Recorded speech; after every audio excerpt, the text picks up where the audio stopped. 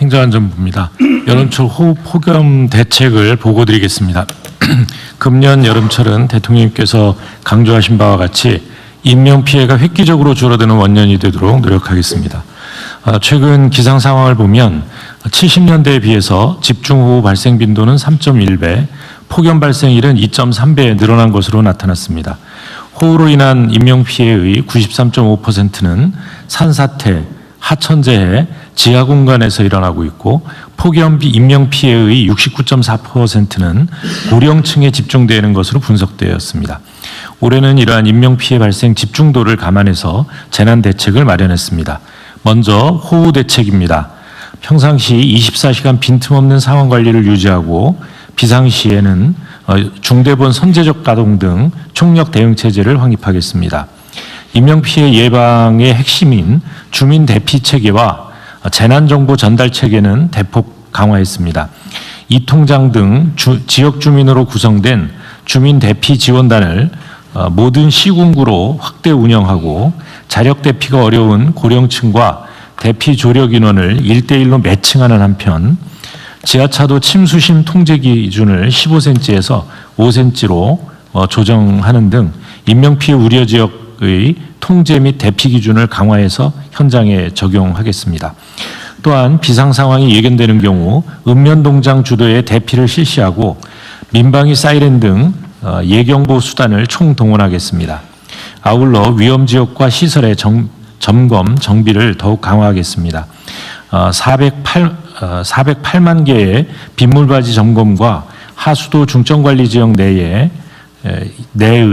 8,649km에 이르는 우수관로 준설 등을 차질 없이 추진하는 한편 산사태, 하천재해, 지하공간 침수 등 위험성이 상대적으로 높은 지역은 작년 대비 448개소를 추가해서 모두 9,412개소의 인명피해 우려 지역으로 지정해서 보다 집중 관리하겠습니다. 다음 페이지입니다.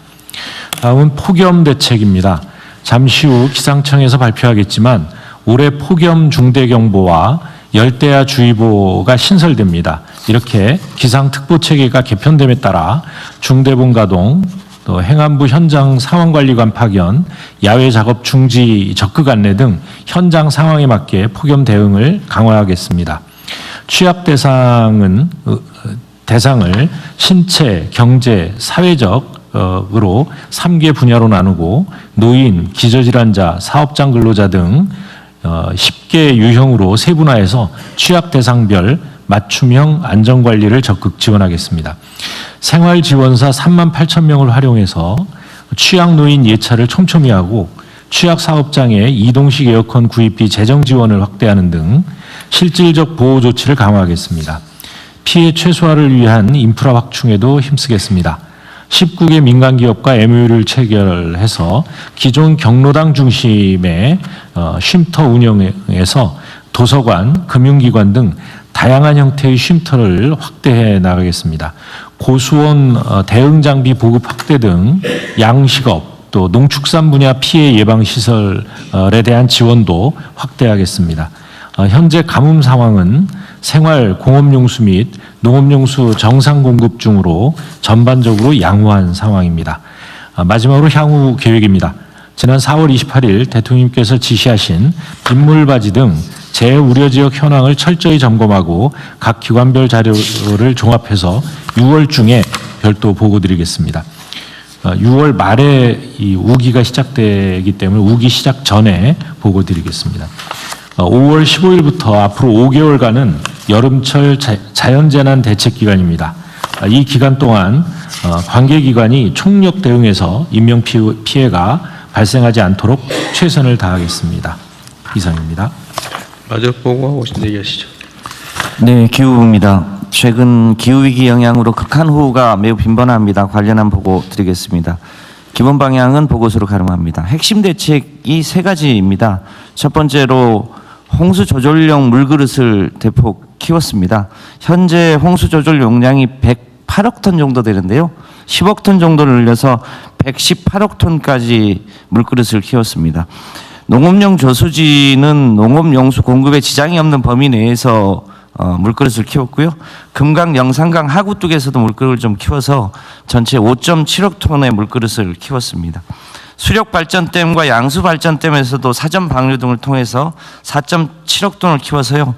총 10억 톤 정도의 물그릇을 키웠는데 이 규모가 최근에 한탄강 댐 3개 정도를 새로 건설하는 효과가 있습니다. 대략 예산은 4조 원 정도를 절감했습니다. 둘째, 도시 침수 예보 체계를 도입하고 강우 레이더 일원화 등을 통해서 홍수 예측력을 강화했습니다.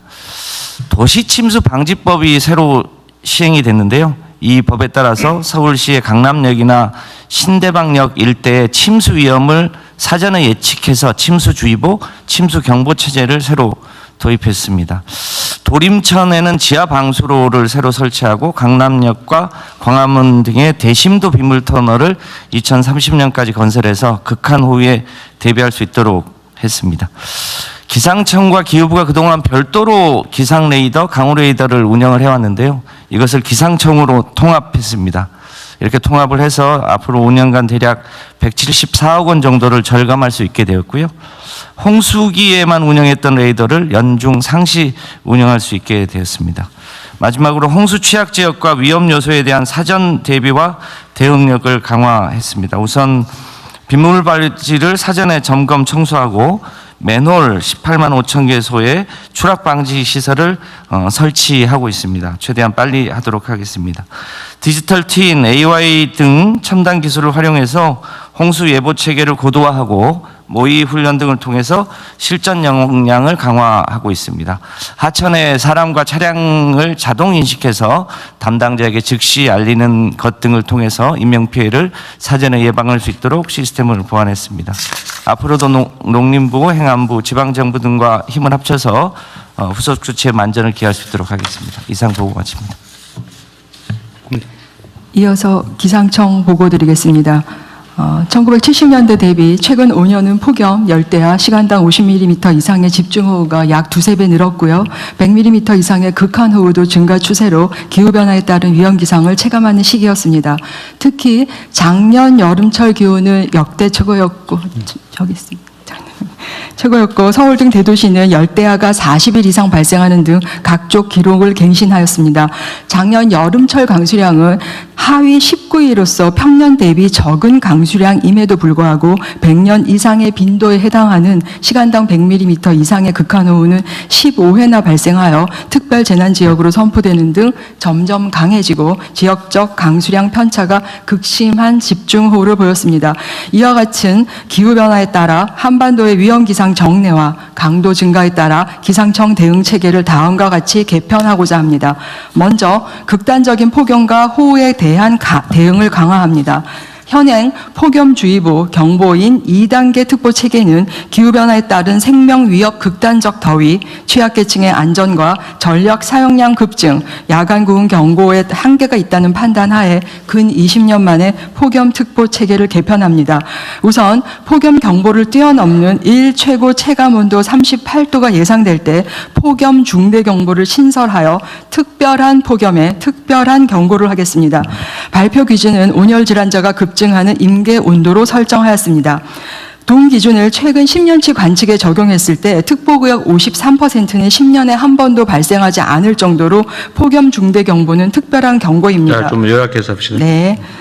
올해 여름 기온도 평년 이상 높을 확률이 80~90%로 전망되는 만큼 대비가 필요합니다. 두 번째는 열대야주의보를 신설합니다. 지금까지는 열대야가 발생하면 발생 사실과 과거 통계로 국민들께 알려드렸지만 온 여름부터는 예상될 때 미리 발표합니다. 열대야가 나타나면 인체 열 스트레스가 해소되지 않아 다음날 온열 질환 피해가 증가하는 경향이 있습니다. 이에 따라 지형적 영향과 도시화 효과, 발생 빈도와 피해를 종합적으로 고려하여 지역별로 기준을 차등화합니다. 대도시와 도서, 해안 지역은 26도, 제주도는 27도, 그 밖의 지역은 밤 최저기온 25도가 될 때 예상될 때 열대야주의보를 발표합니다.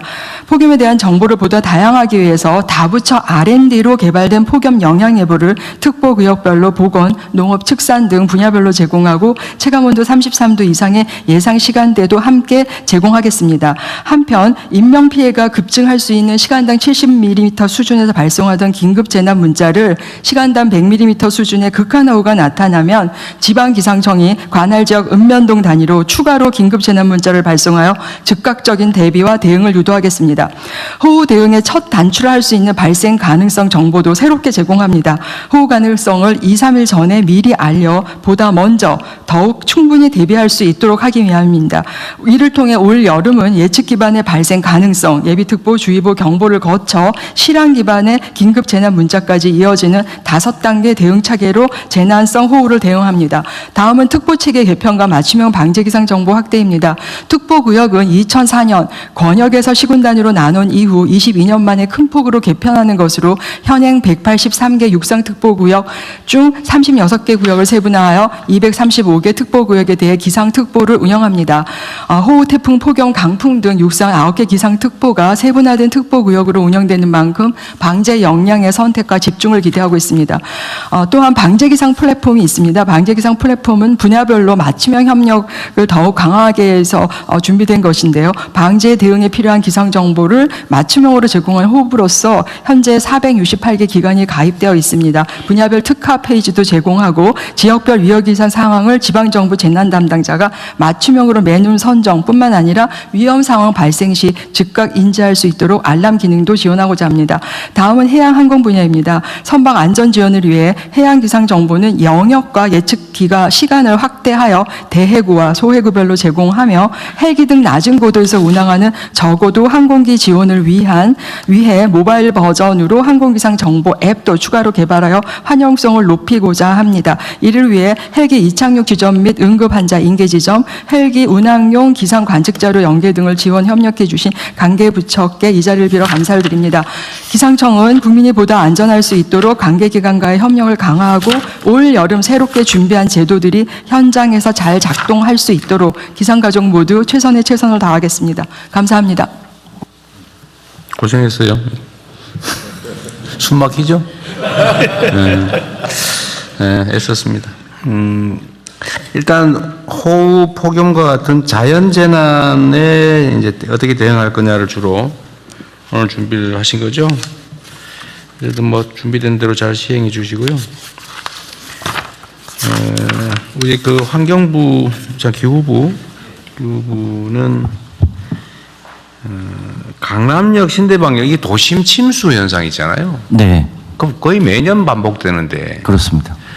구조적으로 불가피한 겁니까? 아니면 시설 부족입니까?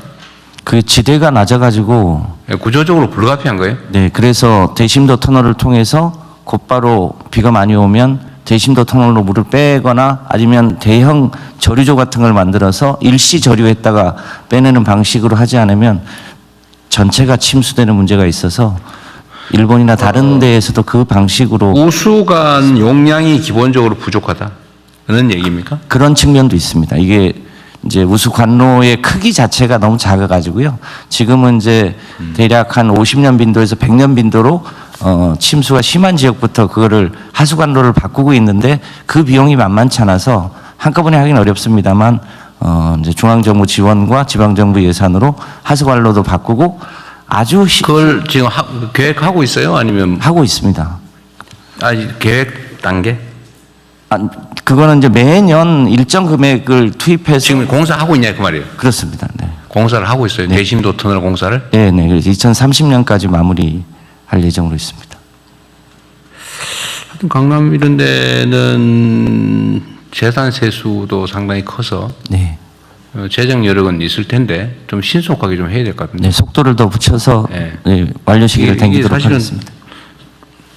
좀 당황스러운 일이잖아요. 그 대한민국의 수도, 그것도 그 중에서도 가장 잘 발전돼 있다는 강남에 비가 오면 지하철이 잠기더라. 네. 황당무계한 일이죠. 네, 광화문하고 강남이 좀 취약한 대목들이 있습니다. 네. 그 뭐 약간 이건 지나간 얘기인데 소양강에 붕어가 많이 죽는다는데 그거 혹시 아세요? 소양강 위쪽에 녹조가 네. 위쪽에 끼고 있는데요. 원인 모르게 붕어들이 양구하고 대량 인제- 폐사한다던데?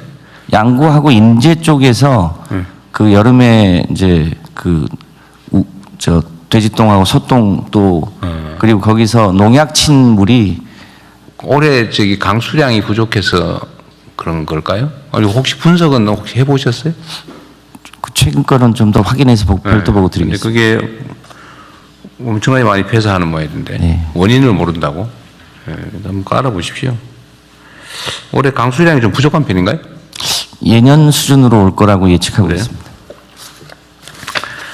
그리고 좀 넓혀서 좌우간에 이게 이제 여름 재해 대책으로 자연재난으로 인명피해가 또는 재산 피해가 발생하는데 잘 대비해 주시는데 하여튼 중요한 건 인명피해거든요. 네. 좌우간에 제가 자주 수없이 말씀드리지만 우리나라는 천수를 못 누리는 분들이 너무 많아요.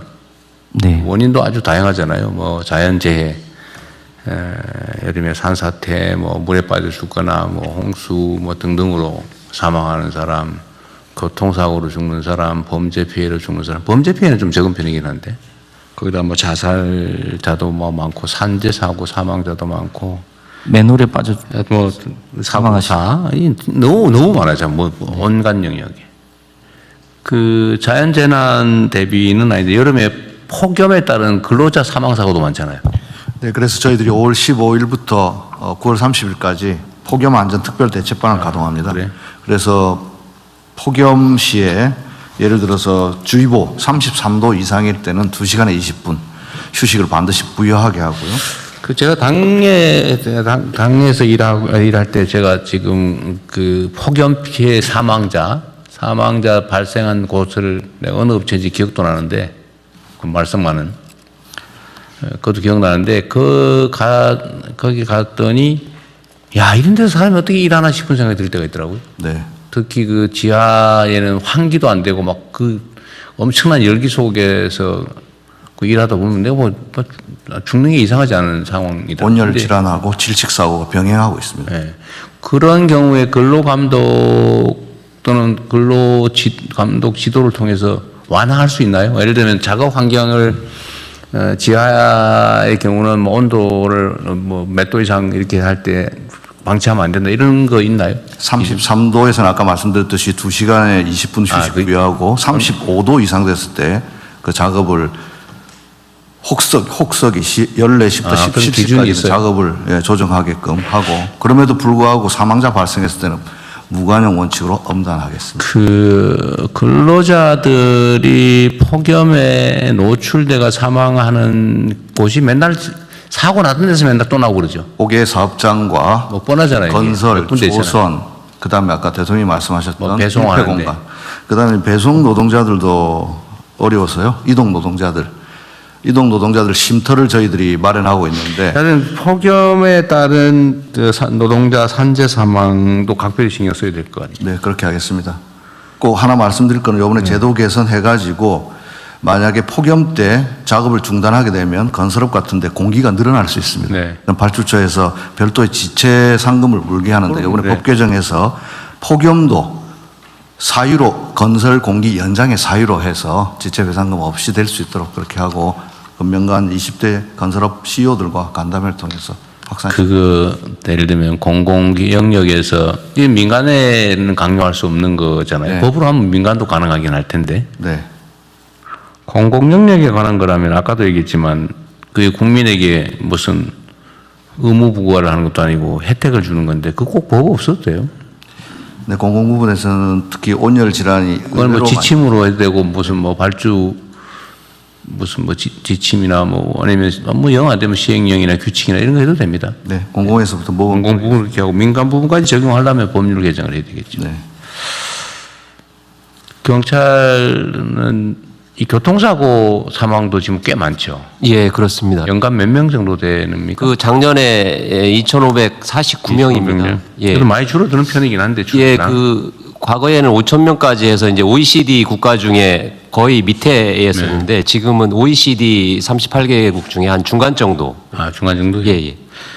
어쨌든 교통사고 사망자도 많이 줄긴 했는데 역시 좀 많이 줄이도록 노력해야 될 것 같고. 예, 그렇게 하겠습니다. 산재 사망도 줄여야 되고 자살자 우리 총리님 뭐 많이 노력해서 줄어들긴 했는데 하여튼 자살 또 행락철 사고 있잖아요. 물에 빠져 죽고 막 이런 거. 예. 저 여름철에 놀러 가서 사망하는 거. 이거 저 행안부가 지방자치단체들 잘 관리하는 네, 그렇게 문제인데. 그 대책을 세우고 있습니다. 네, 요것도 그 뻔하거든요. 맨날 빠진데 빠져죽거든요. 네네. 그래서 저는 그 생각 들던데 어디에 계곡에 가면 딱 사람 빠져 죽는 데 있어요. 그럼 위험 거기- 지역에는 이 저 구명조끼를 안 입고 못 들어가게 다. 그러니까 그럴 때 여름 한철을 그냥 좀 우리 뭐 몇 조원씩 들여가지고 저 지원금도 지급하는데 이런 거야말로 그 생산적 공공 서비스 일자리 아닙니까? 이런데 예산 좀 들여가지고 여름에 그 사람 많이 빠져 죽는 데는 아예 감시원들을 좀 증원해서 네. 좀 관리하게 하든지 뭐 이렇게 좀 하면 안 네, 될까요? 요즘 그렇게 하고 있습니다. 예, 좀 많이 늘려가지고는 예. 작년 재작년보다 많이 줄었다는 결과를 꼭 보고 하도록 하십시오. 알겠습니다. 예. 아니 신경 쓰면 줄어요, 진짜. 예, 예. 그 방치하니까 그러고 그다음에 그 관리하는 사람들이 신경 안 쓰고 저 맨날 핸드폰 쳐다보고 이러고 있으면 안 되고 그런 것도 관리 잘해야죠. 네. 제대로 근무할 사람들로. 어쨌든 우리 정부는 국민의 목숨을 살리는 정부라는 소리 들으면 좋겠어요. 어쨌든 사고든 자살이든 어쨌든 뭐 피해 이런 일로 죽는 인원수가 좀 줄었으면 좋겠습니다. 네. 가시적으로 좀 국민들께 보여드리면 좋겠어요. 제가 공직자들은 작은 신 같은 존재다는 얘기를 하는 이유가 사람들 목숨을 살리고 주고 왔다니까요. 네, 어쨌든 준비 잘 하셨는데 잘 해두시고, 어쨌든 교통사고, 산재, 자살, 아니면 뭐, 어떤 기타 사고, 이런 거 최대한 줄여봅시다. 범죄 피해도 줄여보고요. 네. 네, 앞선